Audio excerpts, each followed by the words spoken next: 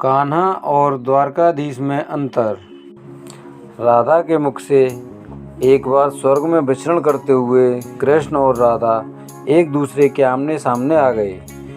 विचलित से कृष्ण, प्रश्न सी राधा। कृष्ण सकपकाए, राधा मुस्कुराई।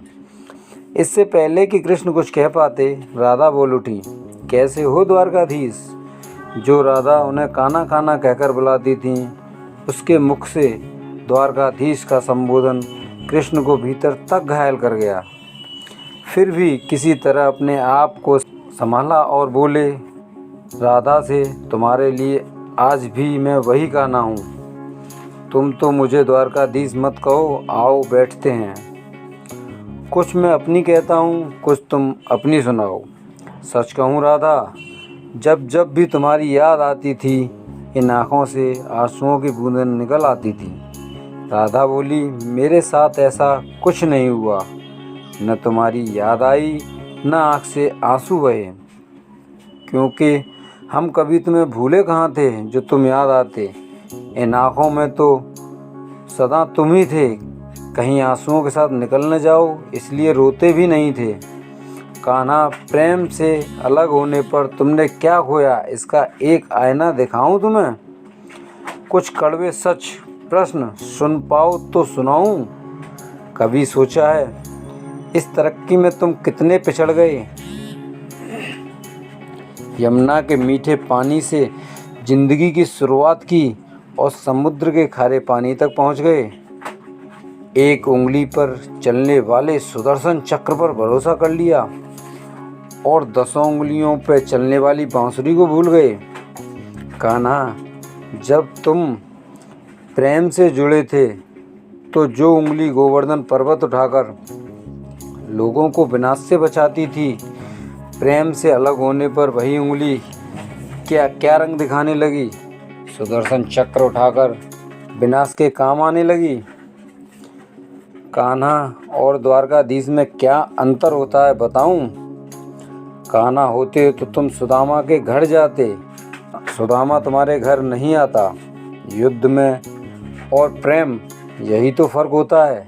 युद्ध में आप मिटाकर जीतते हैं और प्रेम में आप मिटकर।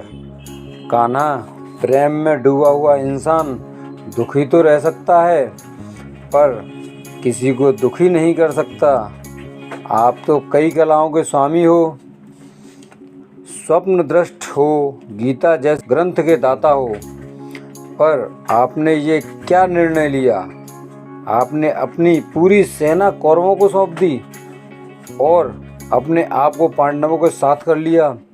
सेना तो आपकी प्रजा थी, राजा तो पालक होता है, उसका रक्षक होता है। आप जैसे महाज्ञानी उस रथ को चला रहे थे जिस पर बैठा अर्जुन आपकी प्रजा को ही मार रहा था। अपनी प्रजा को मरते देख आप में करुणा नहीं जागी, क्योंकि आप प्रेम से शून्य हो चुके थे। आज भी धरती पर जाकर देखो, आपकी द्वारकाधीश वाली छवि को ढूंढते रह जाओगे। हर जगह, हर मंदिर में मेरे ही साथ खड़े नजर आओगे। मैं जानती हूँ कान्हा, लोग गीता के ज्ञान की बात करते हैं, उसके महत्व की बात करते हैं, पर धरती के लोग युद्ध वाले द्वारकाधीश पर नहीं, प्रेम वाले कान्हा पर भरोसा करते हैं। गीता में मेरा दूर दूर तक नाम नहीं है, पर आज भी लोग उस समापन पर राधे राधे कहते हैं। ये कहानी काल्पनिक जरूर है, पर इसके भीतर छिपी सीख बहुत महत्वपूर्ण है। श्री कृष्ण के पास कभी किसी प्रश्न का उत्तर न हो, ऐसा तो हो ही नहीं सकता, परंतु राधा द्वारा लगाए गए प्रश्न चिन्हों पर कान्हा मौन रहे। यही तो है प्रेम में समर्पण का भाव। पराक्रम में हमें हर किसी को हराना होता है, तब भी हम जीत कर भी हार जाते हैं, परंतु प्रेम में एक ही कईयों का दिल जीत लेता है। सही कहा है कि छोटी सी उंगली पर पूरा गोवर्धन पर्वत उठाने भगवान श्री कृष्ण छोटी सी बांसुरी को दोनों हाथों से पकड़ते थे। फिर मिलेंगे दोस्तों ऐसी ही कहानियों के साथ। जय श्री राम।